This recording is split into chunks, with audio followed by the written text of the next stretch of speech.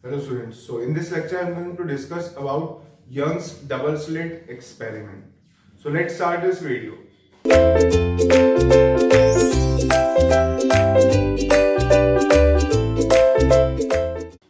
So now we have discussed about interference, what is constructive interference, what is destructive interference. Now we want to observe that phenomena of interference, means how dark fringe and bright fringe occurs.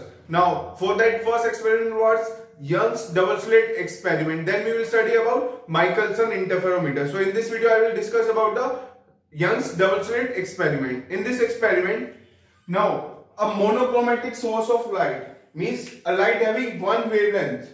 See, if this is the beam splitter. Now this is the small width. This is the center of this bit. Now here is a monochromatic source of light is placed. When the light will pass through this, now here the screen is placed. Where the screen is very far from this, means if distance is capital L and the distance between these two split is, means these are two openings from where light can pass. This is the distance between these two slits is small d, and the screen is very large, means capital this L is very large than d. Now when the light will pass through this, suppose this is traveling through this, the light this is traveling through this. Now what will be the path difference between these two? So path difference, if you want to find the path difference between these two waveforms, because interference, that phenomena will means whenever these two waveforms will superimpose, then alternatively on the screen a dark or bright fringe will be observed. Now we have seen the dark fringe, when the dark fringe observe or when the bright fringe observe, means when the constructive interference will take place and when the destructive interference will take place. Now what is the path difference between these two waveforms? If we draw perpendicular from this point, this is the perpendicular distance. So what is the path difference between, from here onward the path difference will be same. So path difference from this point to this point, the path difference between two waveforms is this much. This is the path difference. If this is a light is traveling at an angle theta, so this will also be an angle theta.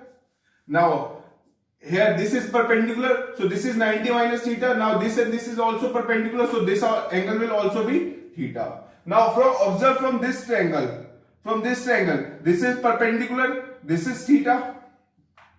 What will be this? Sin theta is perpendicular upon hypotenuse, so this distance will come out to be d sin theta. So path difference between, this is the path difference between two waveforms. Now path difference, observe, path difference is path difference. Now the path difference is this much, d sin theta.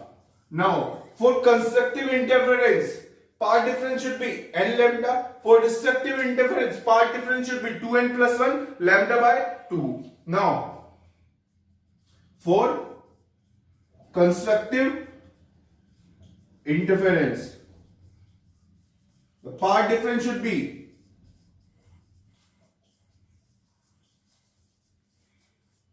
n lambda.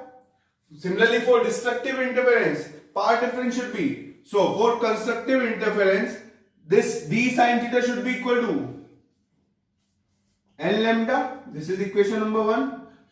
Or we can say sin theta should be equal to n lambda by d. We will bring the d this denominator. So we call this equation number 1, not this one. Next we will find the condition for destructive interference. Now for path difference for destructive interference, path difference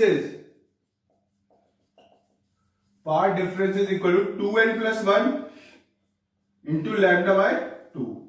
Now from these two waveforms, what is the path difference? That is equal to d sin theta. Means d sin theta should be equal to, for destructive interference, 2n plus 1 lambda by 2. Means sin theta must be equal to 2n plus 1 lambda by 2 into d. That is 2d. This is equation number 2. Now if you observe from this diagram, suppose at the center, what is the path difference? This is from the center, the path difference at the center. We will observe the path difference with the waveform which will reach at the center will have a path difference of 0. So constructive interference will be formed. Now from the center onwards, at what distance we are measuring x is from the center. So if we observe in this triangle, right, this is L, this is x. If this is theta, this also will be theta. Now in this triangle, tan theta is equal to, in this triangle, tan theta is equal to x by L. But L is very, very large. So theta is very small. For small value of theta, tan theta is same as the sin theta, or we can replace tan theta by theta or theta by sin theta. So for small value of theta, tan theta is same as sin theta. So sin theta will be equal to x by L. This is equation number 3. So put the value of sin theta in constructive interference and destructive interference. So we will get the condition for, or the distance from the center where the constructive interference will be observed or where the destructive interference will be observed. Means alternate bright and dark fringe will be observed on the screen. So if we for constructive interference, and this is, put the value of sin theta is x by L.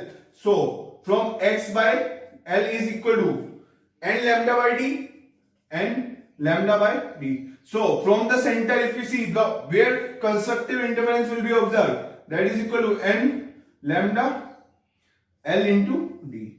So this is the distance from the center where constructive interference will be, or the bright fringe will be observed on the screen. Similarly, if we put the sin theta in this equation, x by L equal to this, then we will get the position where the destructive interference will be observed on the screen. Thank you.